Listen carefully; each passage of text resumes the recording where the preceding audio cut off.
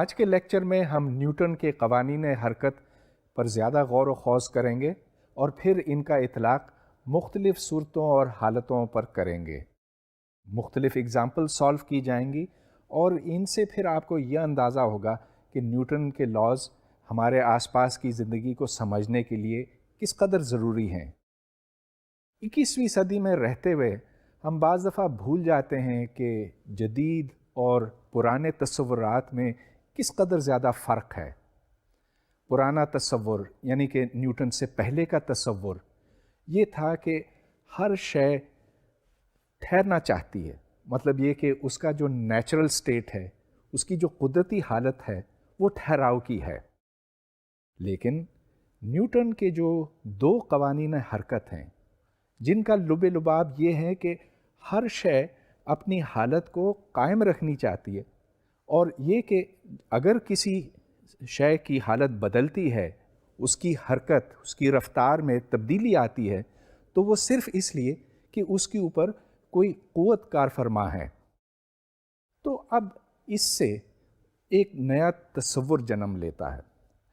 اگر کوئی شے، کوئی جسم ساکن حالت میں ہے تو اس کو ہم ایکویلیبریم سٹیٹ کہتے ہیں. اس کی میں تھوڑی سی وضاحت کرنا چاہوں گا. ایکویلیبریم کا مطلب ہے کہ the state of a system when there is no force acting upon it، یعنی کہ یہ ٹھہراؤ کو کہا جاتا ہے. اور نیوٹن کے قانون کا مطلب پھر یہ بنتا ہے کہ اگر تمام فورسز اس جسم کے اوپر یا ان اجسام کے اوپر زیرو کے برابر ہوں تو پھر ٹھہراؤ کی حالت پیدا ہوتی ہے. اب یہاں سسٹم کا لفظ لیا گیا ہے. یہ دیکھیں، the state of a system when the sum of all forces acting upon it vanishes, this is called equilibrium. اب یہاں سسٹم سے مراد کیا؟ سسٹم سے مطلب یہ کہ کئی اجسام جو آپس میں جڑے ہوئے ہیں یا ایک دوسرے سے علیحدہ ہیں، ان تمام کو جب آپ ایک ساتھ لیتے ہیں تو یہ سسٹم کہلاتا ہے. اب میں ایکویلیبریم یعنی ٹھہراؤ کی حالت کی مختلف مثالیں آپ کو دینا چاہوں گا. یہ گیند ہے، اس گیند کے اوپر گریوٹی یعنی کشش ثقل اثر انداز ہے. گریوٹی اس کو نیچے کھینچ رہی ہے، لیکن جب میں اس کو اس میز کے اوپر رکھتا ہوں تو یہ گیند وہیں کھڑا رہتا ہے، یہ میز کے اس پار نہیں گر جاتا. تو کون سی قوتیں ہیں جو اس گیند کے اوپر اثر انداز ہیں؟ ایک تو گریوٹی ہے، لیکن کچھ اور بھی ہوگا. چلیے اس کو ہم ایک تصویر کے ذریعے سے سمجھتے ہیں. اب نیوٹن نے تو ہمیں یہ بتایا تھا کہ جب بھی کوئی قوت کسی جسم کے اوپر اپلائی ہوتی ہے تو وہ جسم حرکت کرنے لگتا ہے، اس کی ایکسلریشن بنتی ہے. تو اب اس تصویر کو دیکھیں جس میں ایک سیب میز کے اوپر پڑا ہے. میز اس سیب کے اوپر ایک قوت لگاتا ہے، ایک فورس اپلائی کرتا ہے جو اس سیب کو نیچے گرنے سے روکتا ہے. اس قوت کو دا نارمل فورس کہتے ہیں. اب نارمل کے انگریزی میں دو معنی ہوتے ہیں. ایک تو یہ کہ معمول کے مطابق، اور دوسرا ہوتا ہے پرپینڈیکولر. تو پرپینڈیکولر سے یہاں مراد یہ کہ اگر یہ میری ہتھیلی ہے تو یہ اس کے پرپینڈیکولر ہے. اب دوبارہ اس سلائیڈ کو دیکھیے تو اس سلائیڈ پر آپ کو یہ دونوں قوتیں نظر آتی ہیں، نارمل فورس اور دوسری طرف M G which is the force due to gravity, جس کو ہم ویٹ کہتے ہیں. اب left side of the equation is the total force acting upon the apple. تو اس میں دو کمپوننٹس ہیں. ایک کمپوننٹ ایف نارمل لکھا گیا اور اس میں سے ایم جی ہم نے سبٹریکٹ کیا، تو the total force is F N minus M جی. اب نیوٹن کے مطابق یہ total force mass into acceleration کے برابر ہونا چاہیے. اب چونکہ ایکسلریشن یہاں پر زیرو ہے، یہ سیب یا گیند جو بھی ہے کھڑا ہے، ایکسلریٹ نہیں کر رہا، اس واسطے a y the acceleration in the y direction is equal to zero. اگر وہ زیرو ہے تو ظاہر ہے کہ ٹوٹل فورس 0 ہوگی، اور یہاں سے یہ بات ثابت ہوئی کہ ایف نارمل، جس کو ایف این لکھا گیا، F N is equal to M G. اچھا، تو یہ بات تو اب سمجھ میں آ گئی. اب ایکویلیبریم کی میں آپ کو ایک اور مثال دیتا ہوں. اب بعض لوگ یہ سمجھتے ہیں کہ ایکویلیبریم کا مطلب ہے there is no force acting on a body. یہ بات غلط ہے. ایکویلیبریم یا ٹھہراؤ کی حالت اس صورت میں پیدا ہوتی ہے جب ٹوٹل فورس، نیٹ فورس 0 ہوتی ہے. تو مثال کے طور پر یہ پین ہے، اس پین کو میں نے اپنی انگلی کے اوپر یوں رکھا ہے. اب آپ یہ دیکھیں کہ اس کے اوپر فورس تو ضرور ہے، وہ فورس گریوٹی کی ہے، اور وہ اس کو نیچے کھینچ رہی ہے، جبکہ نارمل فورس میری انگلی سے اوپر کی جانب ہے. ایک اور مثال، میری جیب میں یہ ربر بینڈ ہے. ربر بینڈ کی ہماری پہلے بھی بات ہوئی ہے کہ یہ وہ سسٹم ہے جس کو اگر آپ کھینچیں تو اس میں ایک کھچاؤ پیدا ہوتا ہے، ایک ٹینشن پیدا ہوتی ہے، اور یہ ٹینشن بڑھتی ہے جو یہ زیادہ کھینچتا ہے. اب میں ایک کاغذ کا ٹکڑا اس کے ساتھ جوڑوں گا، ایک پیلٹ بناؤں گا. آپ نے بھی غالباً اسکول میں یہ کیا ہوگا کسی وقت. تو اس سے ایک غلیل جیسی چیز بنتی ہے. اب یہ دیکھیں، یہ بھی ایک ایکویلیبریم کی مثال ہے. وہ مثال یوں ہے کہ ٹینشن اس ربڑ کے اندر اس کو آگے کی طرف کھینچتی ہے، پیلٹ کو آگے کی طرف کھینچتی ہے، اور اگر میں اس کو چھوڑ دوں تو یہ پیلٹ آگے جائے گا. لیکن میں نے تو اس کو پیچھے یوں کھینچا ہوا ہے، اور یہ ایکویلیبریم کی صورت ہے اس واسطے کہ یہ فورسز جو میں کھینچ رہا ہوں اور جو ربر آگے کھینچ رہا ہے یہ برابر ہیں. سو دس پیلٹ از ان ایکویلیبریم. مگر اس ایکویلیبریم کی حالت ابھی بدلے گی. میں اس کو چھوڑنے والا ہوں. 1 2 3. تو آپ نے یہ دیکھا کہ پیلٹ آگے نکل گیا. اب ایک سوال، کیا یہ پیلٹ ایکویلیبریم کی حالت میں تھا جب یہ چھوٹا وہاں سے، اور خصوصاً جب یہ اپنے میکسیمم پہ پہنچا؟ یاد رہے کہ یہ ایک پروجیکٹائل کی طرح ہے، یہ اوپر جاتا ہے اور پھر نیچے آتا ہے. تو جب یہ اپنے میکسیمم کے اوپر موجود تھا تو کیا یہ ایکویلیبریم میں تھا؟ اس کا جواب ہے نو. یہ ٹھہراؤ یا ایکویلیبریم کی حالت میں نہیں تھا. ہاں، مانا کہ جب یہ بالکل اپنی چوٹی پر پہنچا تو وائی ڈائریکشن میں اس کی سپیڈ 0 ہو گئی تھی، لیکن اس وقت بھی یہ ایکسیلریٹ کر رہا تھا. یاد رہے کہ اس کے اوپر گریوٹی کی ایکسیلریشن موجود تھی، یعنی جی which is 9.81 matters per second squared, اور اس کے مقابلے میں کوئی دوسرا فورس وہاں موجود نہیں تھا. لہٰذا it was not in equilibrium. اب میں آپ کو ایکویلیبریم کی ایک چوتھی مثال دیتا ہوں. ایک جہاز اڑ رہا ہے، ایک مستقل رفتار پہ اڑ رہا ہے، اس کی وہ ایک ہی بلندی کے اوپر ہے. یہ ایکویلیبریم میں ہے. It is not ایکسیلریٹنگ.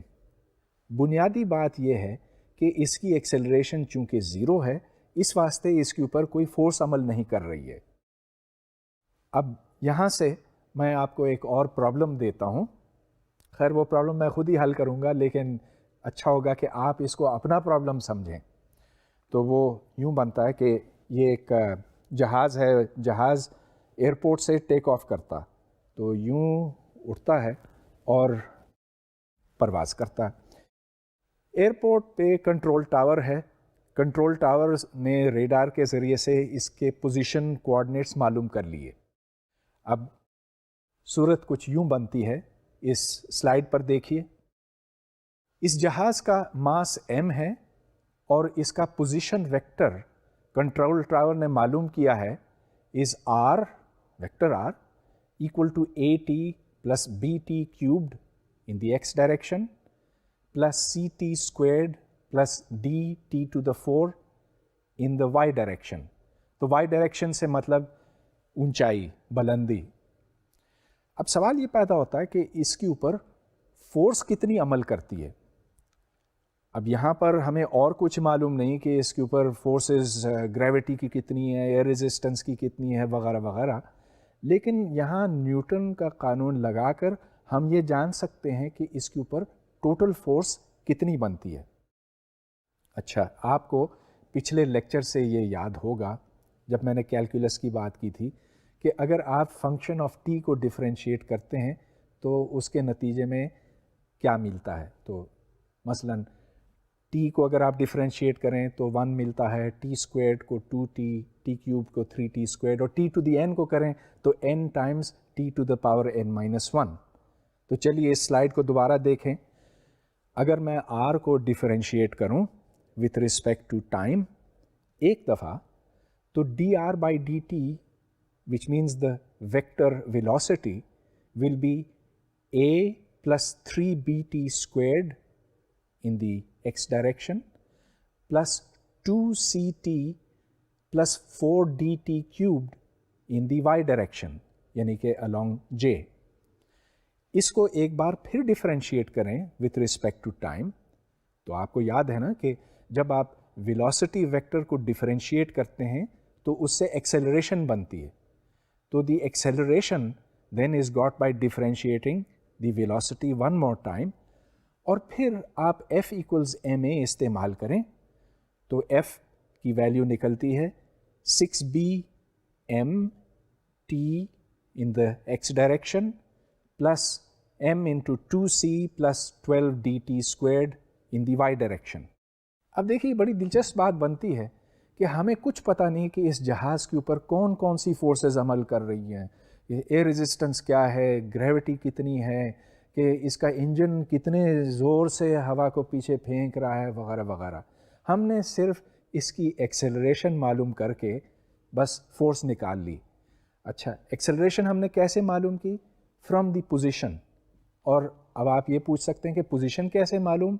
خیر ادھر کنٹرول ٹاور کو پتہ ہے، ریڈار کے ذریعے سے جب ریڈار کا لائٹ کا سگنل جاتا ہے اور واپس آتا ہے تو اس میں کتنا وقت لگتا ہے، اور پھر 3 مختلف وقتوں کے اوپر اگر یہ فاصلہ ناپا جائے تو پھر وہاں سے سپیڈ اور ایکسیلریشن یہ سب نکل آتی ہیں۔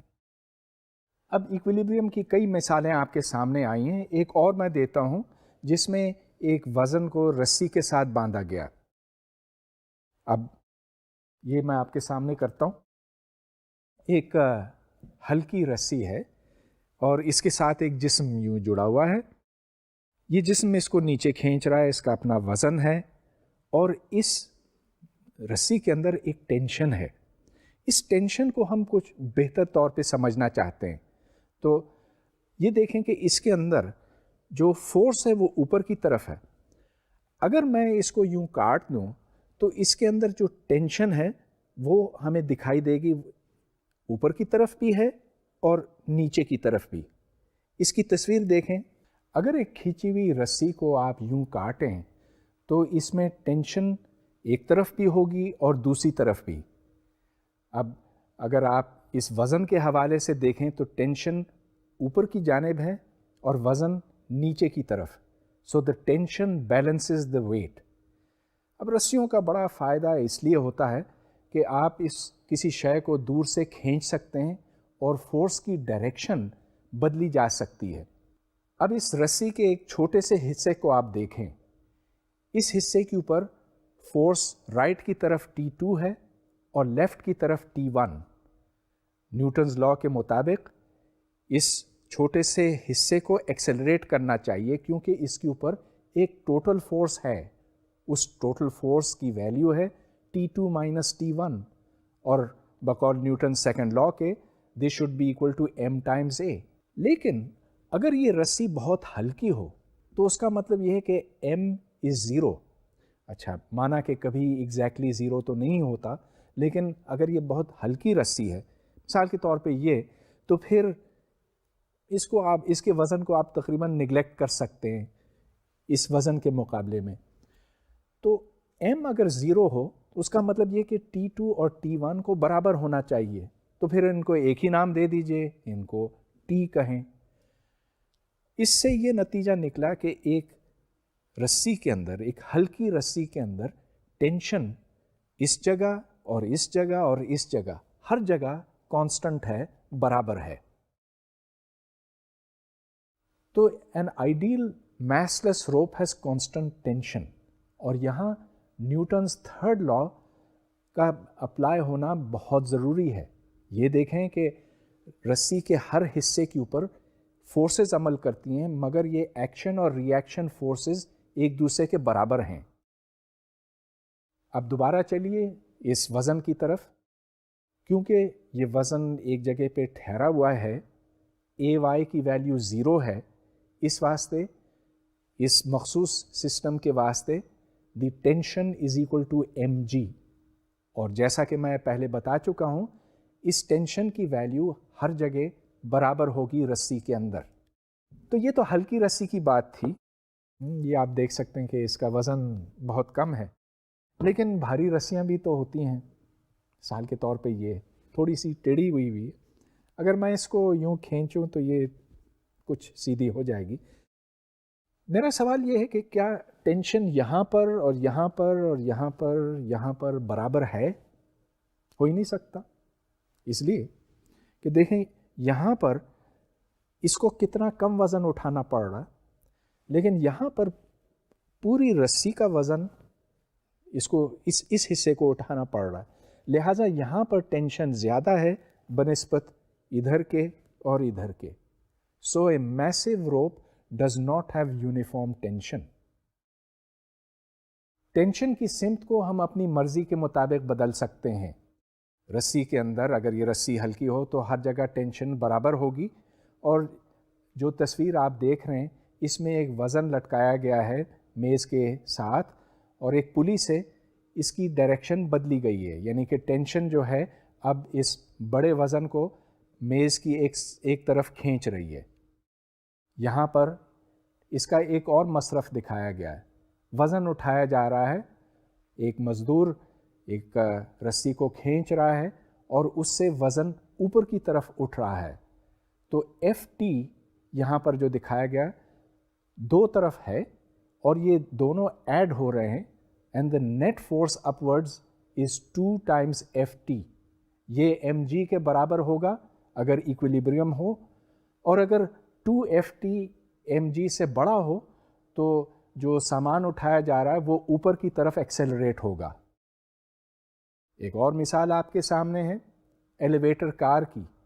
تو یہاں بھی پلی کے ذریعے سے ٹینشن کی سمت بدلی گئی ہے. یہاں جو ایلیویٹر کار ہے اس کا وزن زیادہ ہے، تو دکھایا گیا ہے ایز 1150 کلو گرامس، اور دوسری طرف ایک کاؤنٹر ویٹ ہے جو 1000 کلو گرام کے برابر ہے. اب آپ یہ نوٹ کریں کہ A1 یعنی کہ ایکسیلریشن نیچے کی سمت ہے، اور یہ ایلیویٹر کار کیونکہ بھاری ہے کاؤنٹر ویٹ کی نسبت، تو یہ ایکسیلریشن کی سمت نیچے کی طرف ہوگی، جبکہ A2 یعنی کہ کاؤنٹر ویٹ کی ایکسیلریشن اوپر کی طرف ہوگی.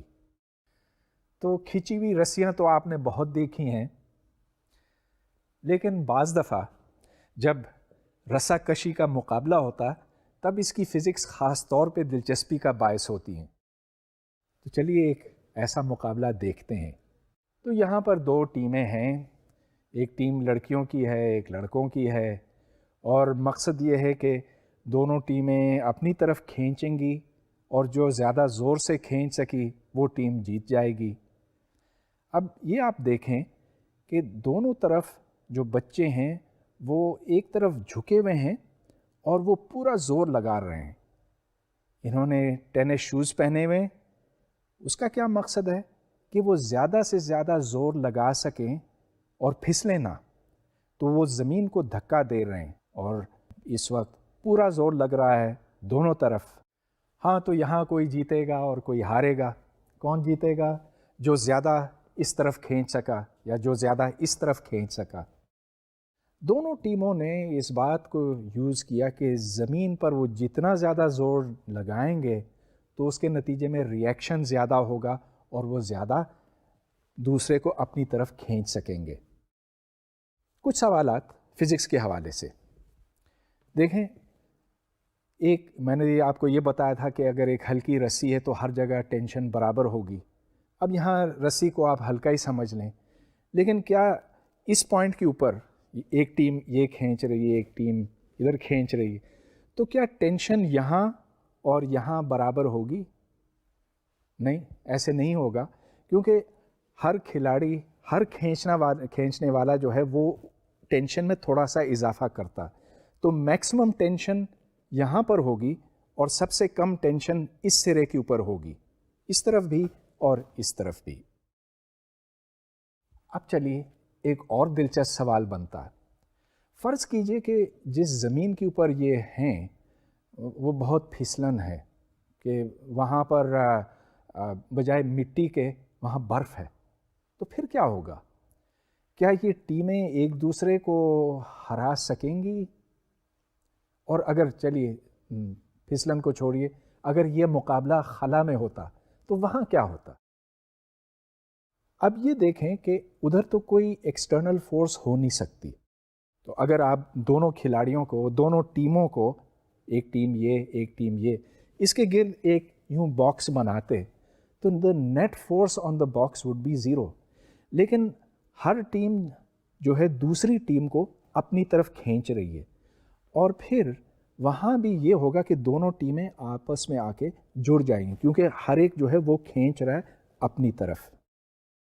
بہت دلچسپ بات بنتی ہے کہ یہی چیز ایسٹروناٹس دیکھتے ہیں جب وہ مثال کے طور پر کسی سیٹلائٹ کو ریپیئر کرنے کے واسطے اپنی طرف کھینچتے ہیں، تو وہاں تو خلا میں کوئی فرکشن تو ہے نہیں، پھر بھی وہ ایک دوسرے کے قریب تو آ جاتے ہیں۔ ایسٹروناٹ جب سیٹلائٹ کو رسی ڈال کر کھینچتا ہے تو سیٹلائٹ تو اس کے نزدیک آ جاتا، لیکن ایسٹروناٹ خود سیٹلائٹ کے پاس پہنچتا ہے۔ اب ہمیں ایک اور موضوع کی طرف آنا ہے، وہ بڑا اہم موضوع ہے، کیونکہ اس سے ہمارا ہر روز مختلف حالات میں سابقہ پڑتا ہے، and that is the force of friction. تو فرکشن کی پہچان کیا ہے؟ یہ ہر قسم کی حرکت کی مخالفت کرتا ہے۔ تو مثال کے طور پر آپ نے اگر کوئی وزن میز کے اوپر رکھا اور اس وزن کو کھینچا، تو اس کی جو مزاحمت ہے، جو رگڑ کی وجہ سے پیدا ہوتی ہے، اس کو ہم فرکشنل فورس کہتے ہیں۔ اس کی مختلف مثالیں، بے شمار مثالیں ہمیں اپنے روزمرہ کی زندگی میں دکھائی دیتی ہیں۔ تو مثال کے طور پر ایک تشتری پڑی ہے اس میز کے اوپر، کتاب کے اوپر، اور خود سے تو یہ نہیں چلے گی، جب تک اس پر کوئی قوت عمل نہیں کرے گی تو یہ آگے نہیں چلے گی، لیکن اب جب میں اس کو کھینچوں گا یوں تو دیکھیے کہ یہ چلتی ہے آگے۔ ظاہر ہے کیوں چلتی ہے؟ اس واسطے کہ جو رگڑ کی مزاحمت ہے، جو فرکشنل فورس ہے، اس کو میں نے آف سیٹ کر دیا، زیادہ زور سے کھینچا تو یہ چل پڑی۔ اب یہ دیکھیں کہ ادھر جو نارمل ہے وہ اوپر کی طرف ہے، اور اس کا وزن جتنا زیادہ ہوگا اتنی ہی زیادہ مزاحمت ہوگی۔ اگر اس تشتری کا وزن میں دگنا کر دوں تو یہ مزاحمت کی قوت 2 گنا بڑھ جائے گی، میں اس کو ڈبل فورس سے جب کھینچوں گا تبھی یہ چلے گی۔ اب چلیے ادھر دیکھتے ہیں ہم اس تصویر پہ، تو friction results in a force parallel to the surface in a direction opposite to the direction of motion. تو میں اس کو جس سمت کھینچتا ہوں، فرکشن کی جو فورس ہے وہ مخالف سمت میں ہوگی۔ اور یہ بھی آپ نوٹ کریں کہ the frictional force is perpendicular to the normal force. Normal force تو ہمیشہ اوپر کی طرف ہوتی ہے، اور فرکشنل فورس اس کے پرپینڈیکولر ہے and opposite to the applied force. اب سوال یہ پیدا ہوتا ہے کہ یہ فرکشن کیوں ہوتی ہے؟ اب فرکشن تو ہم مختلف حالات میں دیکھتے ہیں، مثلا جب ہم ہاتھ یوں رگڑتے ہیں تو یہ بھی مزاحمت، رگڑ کی وجہ سے فورس پیدا ہوتی ہے۔ لیکن کیوں؟ وجہ کیا ہے؟ ہاں ٹھیک ہے، ہم دیکھتے ہیں کہ ایسا ہوتا ہے، لیکن اس کی اصل وجہ سمجھنے کے لیے ہمیں اس کو بہت باریک بینی سے دیکھنے کی ضرورت ہوگی۔ تو اگر ہمارے پاس کوئی مائکروسکوپ ہوتا تو ہم دیکھتے ہیں کہ جو بھی سطح ہے، چلیے وہ سطح جو ہے اس میز کی ہو سکتی ہے یا میرا ہاتھ ہو سکتا ہے، تو اس میں بہت باریک قسم کے اوپر نیچے اونچ نیچ ہے، اور یہ ناہموار ہونے کی وجہ سے رگڑ پیدا ہوتا. تو جتنا زیادہ اونچ نیچ ہو، جتنے زیادہ اپس اینڈ ڈاؤنز اور رفنس ہو، تو فرکشن اس کے حساب سے زیادہ ہوگی. اگر آپ اس کو مائکروسکوپک لیول کے اوپر جا کر دیکھیں، مطلب یہ کہ اگر آپ کے پاس ایک ایسا الیکٹران مائکروسکوپ ہوتا ہے جس سے آپ ایٹمز کو بھی دیکھ سکتے، تو آپ کو نظر آتا کہ کہیں ایٹمز اور مالیکیولز اٹھے ہوئے ہیں، کہیں نیچے ہیں. اور اس طرح کی تصویر جو ہے اب میں آپ کے سامنے کرتا ہوں. یہ دیکھیں کہ جو کھردرا پن ہے وہ مزاحمت کی اصل وجہ بنتی ہے. تو جو بلاک لیفٹ سائڈ کے اوپر ہے اس کا ایک چھوٹا حصہ ہم نے میگنیفائی کیا، میگنیفائی کر کے اس کا کھردرا پن نظر آتا ہے. اگر آپ اس کھردرے پن کو کم کر سکیں تو فرکشن کم ہو جائے گی، مزاحمت کم ہو جائے گی. اب فرکشنل فورس کی چند خصوصیات ہیں. جب کوئی چیز چلتی ہے تو فرکشن جو پیدا ہوتی ہے اس کو ہم کائنیٹک فرکشن کہتے ہیں، اور کائنیٹک فرکشن کی مقدار is proportional to the normal force. اور اس کے آگے جو کانسٹنٹ آتا ہے جس کو یہاں میو کے کا نام دیا گیا، میو از دا گریک لیٹر میو، اور اس کے ساتھ کے لگا ہے ٹو ڈینوٹ کائنیٹک. تو mu k is called the coefficient of kinetic friction. تو mu k tells you how much the resistance to motion is. آپ نے جو پچھلی مثال دیکھی تھی اس میں فرکشنل فورس کی قیمت بنتی ہے as mu k Times n، where n is the normal force. اور نارمل فورس تو mg کے برابر ہے کیونکہ y ڈائریکشن میں کوئی ایکسلریشن تو نہیں ہے. so n is equal to mj. so therefore the frictional force F، اور اس کے ساتھ ایک دوسرا F لگایا گیا to show friction، that F is equal to mu k into mg. کوئی شے جتنی بھاری ہوگی تو اس کے اوپر فرکشنل فورس بھی زیادہ ہوگی، اس واسطے کہ the frictional force is proportional to n and n is equal to mg. تو یہاں پر ایک مثال ہے ہمارے سامنے of an empirical law that F is equal to mu times mg یا میو ٹائمز n. کیا اس کو ہمیں نیوٹنز لا کی مانند سمجھنا چاہیے؟ کیا یہ اتنا ہی کوئی فنڈامنٹل لا ہے؟ ایسا بالکل نہیں ہے. یہ ایک ایمپیریکل لا کی مثال ہے. مطلب یہ کہ دیکھیں، کسی نے یہ دیکھا کہ اگر تشتری کا وزن ڈبل ہے تو آپ کو ڈبل قوت سے کھینچنا پڑتا ہے، اگر 3 گنا ہے تو 3 گنی زیادہ قوت لگے گی وغیرہ. تو یہ باتیں جو ہے ایک حد تک درست ہیں. اب ظاہر ہے کہ اگر ہم اس تشتری کا وزن بڑھاتے چلے گئے، 10 گنا کیا، 20 گنا کیا، 100 گنا کیا، بالآخر ایک ایسی سچویشن پیدا ہوگی جب یہ لا اپلائی نہیں کرے گا. اگر یہ بہت زیادہ بھاری ہو جاتی ہے تو آپ سوچ سکتے ہیں کیا ہوگا، تو یہ میز ٹوٹ جائے گی. اس کے بعد تو فرکشن کا سوال ہی نہیں پیدا ہوتا، کچھ اور سچویشن پیدا ہوگی. So this is an example of an empirical law. Empirical law سے مطلب یہ کہ وہ لا، وہ قانون جو آپ اخذ کرتے ہیں اس طرح کے ایکسپیریمنٹ کر کے، لیکن جن کا دائرہ کار محدود ہوتا ہے. اس کے برعکس نیوٹنز لا کا دائرہ کار بہت وسیع ہے. آپ اس کو ہر جگہ ہر حالت میں اپلائی کر سکتے ہیں. زمین پہ کر سکتے ہیں، چاند پہ کر سکتے ہیں، چھوٹے جسموں پہ، بھاری جسموں پہ وغیرہ وغیرہ. لیکن فرکشنل لا یہ کوئی ایسا فنڈامنٹل لا نہیں ہے. تو یہ ایک بات ذہن میں رکھنے کی ہے. پھر ایک اور بات میں فرکشن سے متعلق کرنا چاہوں گا. دیکھیں یہاں پر the frictional force is independent of the area. اب یہ دیکھیں کہ تشتری کے نیچے ایک ایریا ہے، وہ ایریا آف کانٹیکٹ بنتا ہے، وہ رقبہ جو ان کانٹیکٹ رہتا ہے اس میز کے ساتھ یا اس کتاب کے ساتھ. اب اس سے کوئی فرق نہیں پڑتا کہ یہ کانٹیکٹ ایریا زیادہ ہے کہ کم ہے. The force is just proportional to the normal force, not to the area. یہ بات بھی ایک حد تک درست ہے. یہ میں کہہ سکتا ہوں کہ کافی حد تک درست ہے، لیکن یہ میں نہیں کہوں گا کہ یہ مکمل حد تک درست ہے۔ اگر میں بہت زیادہ ایریا لگاؤں یا بہت کم تو فرق آ سکتا ہے۔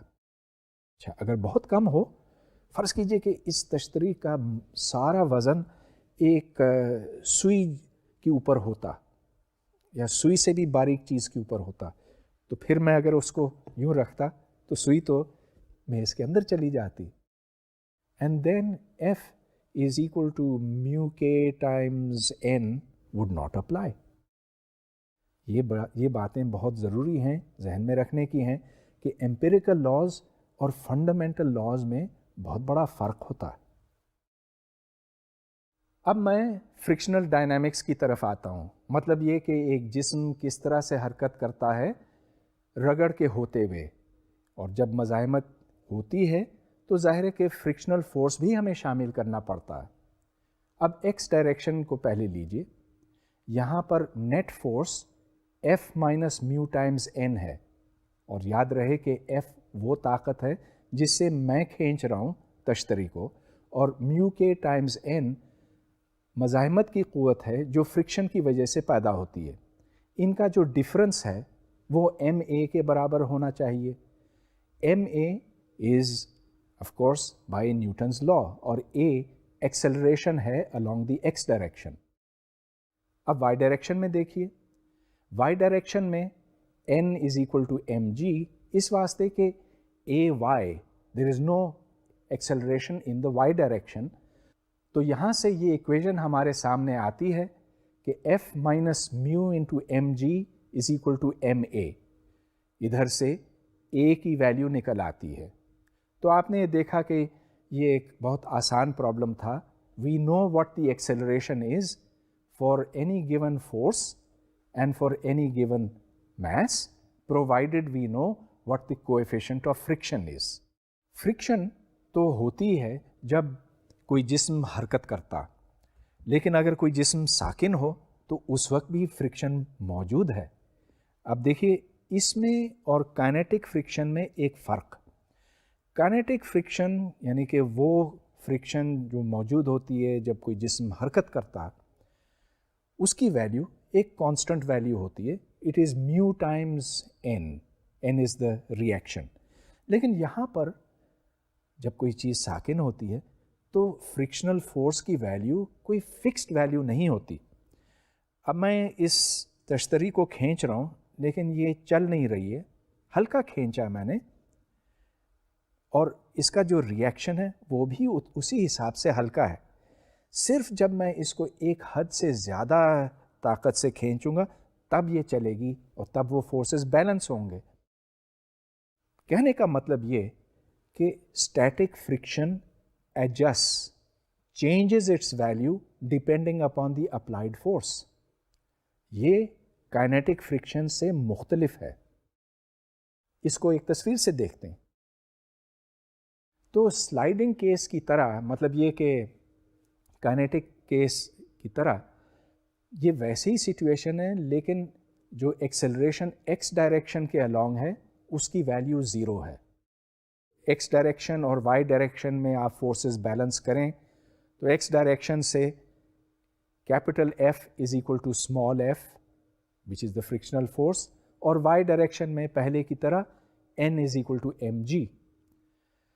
اب جو maximum possible force static friction کے ذریعے سے مہیا ہو سکتی ہے وہ ہے ایف میکس۔ اس کو ہم نے میکسیمم فورس کا نام دیا ہے ایف میکس، اور اس کی قیمت اب میو کے ٹائمز این نہیں، اس کے برعکس ایک دوسرے کانسٹنٹ میو ایس ٹائمز این کے برابر ہوگی۔ میو ایس یا میو سبسکرپٹ ایس، اس کو ہم کوئیفیشنٹ آف اسٹیٹک فرکشن کہتے ہیں۔ میو ایس وہ کوانٹٹی ہے جس کو آپ این سے ملٹیپلائی کرتے ہیں اور اس سے ٹوٹل اسٹیٹک فرکشنل فورس نکلتی ہے۔ اس کی ویلیو جتنی زیادہ ہوگی تو فرکشنل اسٹیٹک فورس اسی حساب سے زیادہ ہوگی۔ اب ایک بات آپ نوٹ کریں، کائنیٹک فرکشن اور اسٹیٹک فرکشن میں ایک بڑا فرق ہے۔ کائنیٹک فرکشن تو ایک کانسٹنٹ چیز ہے، مطلب یہ کہ آپ تیز چلیں یا آہستہ چلیں، آپ کو اس فرکشن کا مقابلہ کرنا ہوتا ہے. لیکن اسٹیٹک فرکشن اس سے مختلف ہے. اب مثال کے طور پہ دوبارہ اس تشتری کی میں بات کرتا ہوں. اس کو میں بہت آہستہ کھینچتا ہوں، کچھ نہیں ہوا. اب اس کو تھوڑا سا زیادہ کھینچا، پھر بھی کچھ نہیں ہوا. جب میں اس کو کافی زور سے کھینچوں گا تبھی یہ چلے گی. تو اس میں جو مزاحمت کی قوت ہے جو مخالف سمت میں ہے، میں یوں کھینچ رہا ہوں تو یہ مزاحمت اس سمت میں ہے. اس مزاحمت کی جو ویلیو ہے، اس کی جو سائز ہے، وہ ڈپینڈ کرتی ہے کہ میں اس کو کس زور کے ساتھ کھینچ رہا ہوں. So the frictional force for static friction is not constant. It adjust it self depending on how hard you pull in that direction. ایک بڑا فرق ہے. میو ایس کی ویلیوز مختلف ہو سکتی ہیں. یہ اگر فرکشن لیس سرفیس ہوتا تو mu sub s, mu s would be equal to 0. لیکن اگر بہت رگڑ ہے تو میو ایس کی ویلیو شاید 1 کے لگ بھگ ہو. بہرحال یہ تو مختلف مٹیریلز کی بات آتی ہے یہاں پر. جو مختلف مٹیریلز ہیں وہ ایک دوسرے کے ساتھ مختلف فرکشنل کوئفیشنٹس رکھتے ہیں. اس کو ہم کم اور زیادہ کر سکتے ہیں. مثلاً اگر دو مٹیریلز ہیں اور اس کو ہم بالکل ہموار کر دیں، اس کو بھی ہموار کر دیں اور پھر ایک دوسرے کے اوپر سے یوں گزاریں تو فرکشن کم ہو جاتی ہے. اگر آپ کسی سرفیس کے اوپر تیل کا ایک قطرہ ڈالیں تو وہاں ایک لیئر بن جاتا ہے تیل کا، اور اس سے پھر فرکشن کافی کم ہو جاتی ہے. ایک اور بات، جب کوئی چیز چلنے لگتی ہے تو فرکشن کا کوئفیشنٹ نسبتاً کم ہوتا ہے. اس کو چلانا زیادہ مشکل ہے. مطلب یہ کہ اگر کوئی چیز کھڑی ہو تو جس زور سے آپ کو دھکا دینا پڑتا ہے وہ کم ہوتا ہے بنسبت اس دھکے کے جب وہ چیز چل پڑتی ہے. دوسرے لفظوں میں دی kinetic friction mu k is less than the static friction mu S.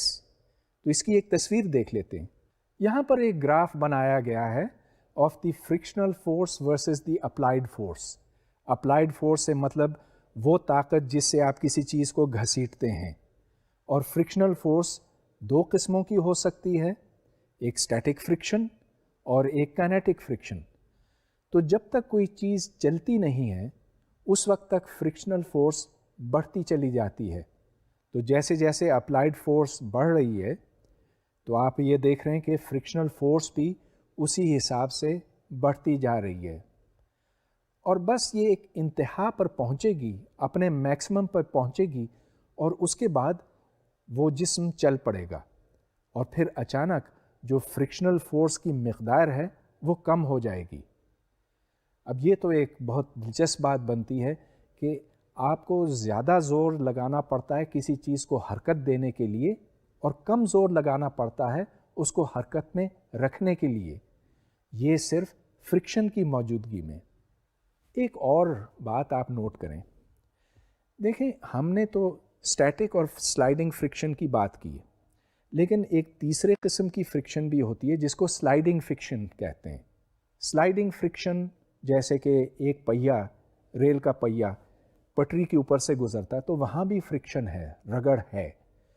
لیکن جو رولنگ فرکشن یا موونگ فرکشن اس طرح کی ہے، اس کی ویلیو بہت کم ہوتی ہے بنسبت اسٹیٹک فرکشن یا کائنیٹک فرکشن کے. سلائڈنگ فرکشن جس کو کہتے ہیں. اور یہی وجہ ہے کہ ٹرینوں کو چلانے کے لیے نسبتاً کم انرجی چاہیے ہوتی.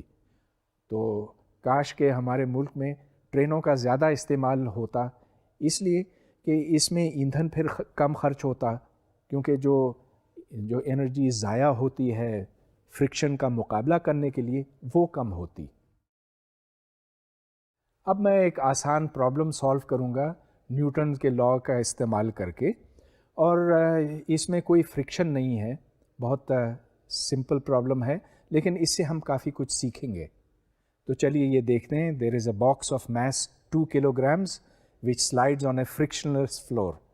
ادھر کوئی رگڑ نہیں ہے رگڑ پھر ہم بعد میں شامل کریں گے۔ اس ماس کے اوپر ایک قوت عمل کرتی ہے جس کی مقدار 10 نیوٹن ہے اور یہ ایکس ڈائریکشن میں دھکیلتی ہے۔ تو پہلا سوال یہ کہ اس باکس کا ایکسلریشن کیا ہے، اور دوسرا سوال کہ اس باکس کے اوپر کون کون سی فورسز عمل کرتی ہیں۔ اب میں نے ایکس ڈائریکشن سیدھے ہاتھ کی طرف لیا ہے اور وائی ڈائریکشن اوپر کی طرف۔ اب یاد رہے کہ ایکس اور وائی ڈائریکشنز ایک دوسرے سے لا تعلق ہیں۔ نیچے وزن ہے mg، پھر n اس کا ریئیکشن ہے، نارمل فورس ہے، ان دونوں کو برابر ہونا چاہیے اور n کی ویلیو mg کے برابر بنے گی۔ لیکن چونکہ ایک نیٹ فورس ہے ایکس ڈائریکشن میں، یعنی کہ f موجود ہے، تو اس واسطے ایکسلریشن ہوگی ان دی ایکس ڈائریکشن اور اس کی ویلیو ہوگی f/m۔ f کی ویلیو کیونکہ 10 نیوٹنز ہے اور m کی ویلیو 2 کلو گرامز ہے، تو اس سے 10 Newton's divided by 2 kilo grams کی ویلیو نکلتی ہے۔ اب نیوٹن کی ڈیفینیشن آپ کو یاد ہوگی، it is 1 kilogram per metre per second to the -2۔ تو یہاں سے جو ویلیو نکلتی ہے that is 5 metres per second squared, اور وائی ڈائریکشن میں ایکسلریشن 0 ہے۔ اس پرابلم میں کوئی رگڑ نہیں تھی، کوئی فرکشن نہیں تھی، اور اس کو سالو کرنا بڑا آسان تھا۔ لیکن اب میں ایک دوسرا پرابلم سالو کرتا ہوں جو اس سے تھوڑا سا زیادہ کمپلیکیٹڈ ہوگا، لیکن جس سے ہم کافی زیادہ سیکھیں گے۔ تو یہ فرکشن کا پرابلم ہے۔ اب یہ تشتری اس پر موجود ہے میز کے اوپر، لیکن میں میز یا یہ کہیے اس کتاب کو یوں ترچھا کرتا ہوں۔ تو جیسے جیسے میں اس کو ترچھا کرتا جاؤں گا، یہ دیکھیں کہ اس کا جو نارمل کمپوننٹ ہے وہ کم ہوتا جائے گا۔ اگر میں یوں کر دوں تو پھر نارمل کمپوننٹ تو ہاریزونٹل کمپوننٹ ہو جائے گا نا۔ اچھا، اب میں اس کو دوبارہ یوں کر رہا ہوں، یہ دیکھیں کہ اس کو میں ترچھا کرتا جاتا ہوں اور بالآخر یہ یہاں سے پھسلنا شروع ہو جاتی۔ ایک خاص اینگل ہے جس کے اوپر یہ پھسلنا شروع ہوتی ہے، اس اینگل کو دی اینگل آف ریپوز کہتے ہیں۔ ہم اب یہ جاننا چاہتے ہیں کہ اس اینگل آف ریپوز کی کیا ویلیو ہے اس خاص سسٹم کے لیے۔ مطلب یہ کہ اگر وزن اتنا ہو اور اگر کوئفیشنٹ آف اسٹیٹک فرکشن اتنا ہو تو پھر اس اینگل کی قیمت کیا ہوگی۔ تو چلیے ہم ایک اس کا ڈائیگرام بناتے ہیں اور اس ڈائیگرام میں مختلف فورسز کی نشاندہی کرتے ہیں اور دیکھتے ہیں کہ یہ ایکولیبریم کی صورتحال کب تک قائم رہتی ہے۔ یہ ڈائیگرام آپ کے سامنے ہے، اس میں مختلف فورسز کی نشاندہی کی گئی ہے۔ سب سے پہلے تو mg ہے، یعنی کہ the mass of the object multiplied by g، یہ اس کا وزن ہے، ویٹ، جو نیچے کی طرف ہے۔ اس کے دو کمپوننٹس بنائیے، ایک جو نارمل ڈائریکشن میں ہو اور دوسرا جو اس کے پرپینڈیکولر ہو۔ تو جو نارمل ڈائریکشن میں فورس بنتی ہے، کمپوننٹ بنتا ہے، اس کی ویلیو ہے mg cosine alpha. Alpha is the angle made by the book with the table. تو یہ آپ کہہ سکتے ہیں کہ دس از دی میکسیمم پاسبل اینگل یا اینگل آف ریپوز۔ دوسری طرف mg سائن الفا ہے جو پلین سے نیچے کی طرف ہے، اور اس کے مخالف سمت میں fs ہے، یعنی کہ the force due to static friction. جو نارمل فورس ہے وہ mg کوسائن الفا کے برابر ہوگی، اس واسطے کہ آپ یہ دیکھیں کہ there is no motion normal to the plane. اب چلیے اس کو فارمولوں کے ذریعے سے دیکھتے ہیں۔ تو اسٹیٹک فرکشن کی فورس mg سائن الفا کے برابر ہے، اس لیے کہ کوئی ایکسلریشن نہیں ہے ڈاؤن دا پلین۔ تو fs minus mg sine alpha would be the total force down the plane، لیکن وہاں کوئی ایکسلریشن نہیں ہو رہی ہے، لہٰذا یہ ایک دوسرے کے برابر ہیں۔ اور دوسری طرف آپ یہ دیکھیں کہ جو acceleration perpendicular to the plane ہے وہ بھی 0 ہے، چنانچہ n is equal to mg which is the weight multiplied by cosine alpha. جو دو ایکویشنز لکھی ہوئی ہیں پہلی لائن میں، اگر آپ پہلی ایکویشن کو دوسری ایکویشن سے ڈیوائڈ کریں تو ایم جی اور ایم جی آپس میں کٹ جائیں گے، اور frictional force divided by N is then equal to tan of alpha. اب آپ یہ فیکٹ استعمال کریں کہ static frictional force is equal to mu times N. اچھا ہاں، یہاں پر تو مجھے میو سب ایس لکھنا چاہیے تھا کیونکہ اسٹیٹک فرکشن کی بات ہو رہی ہے، لیکن میں نے تھوڑا سا ادھر لکھائی بچائی اور صرف میو لکھا. So F s is equal to mu times N. تو یہاں سے جب آپ این پچھلی والی ایکویشن سے ایلیمنیٹ کریں گے تو آنسر نکل آئے گا mu is equal to tan alpha. اور میو کیا ہے؟ Mu is the coefficient of friction and alpha is the angle made by the book with the plane. اب میو چونکہ ٹین الفا کے برابر ہے تو الفا اس کے انورس کے برابر ہے. جو نتیجہ ہم نے نکالا ہے alpha is equal to tan inverse mu, بہت معقول ہے اور بہت آسانی سے سمجھ میں آنے والا بھی ہے. اگر رگڑ ختم ہو جائے تو الفا یعنی کہ اینگل آف ریپوز زیرو ہو جائے گا، کیونکہ آپ کو پتہ ہے نا کہ tan of zero is equal to zero. اب اس سے ہمیں اور بھی بہت سی چیزیں آسانی سے سمجھ میں آ جاتی ہیں. مثال کے طور پر ایک گاڑی کے بریک ڈھلوان کے اوپر کیوں اتنے مؤثر نہیں ہوتے ہیں بنسبت ہموار زمین کے؟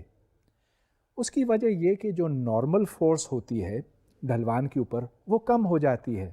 یاد رہے کہ وہ component M G cosine alpha کے برابر ہے. الفا اگر زیرو ہو تو وہ ایم جی ہوتی ہے، اور الفا اگر پائی بائی 2 یعنی 90 ہو تو وہ زیرو ہو جاتا. تو ایک گاڑی کی بریکیں ڈھلوان کے اوپر اتنی اچھی طرح سے کام نہیں کرتی. پھر ایک اور بات بڑی آسانی سے ہم سمجھتے ہیں، وہ یہ کہ ایک فور ویلر کیوں زیادہ بہتر طور پر بریک استعمال کر سکتا ہے اور اس کی گرپ زمین کے اوپر کیوں بہتر ہوتی ہے؟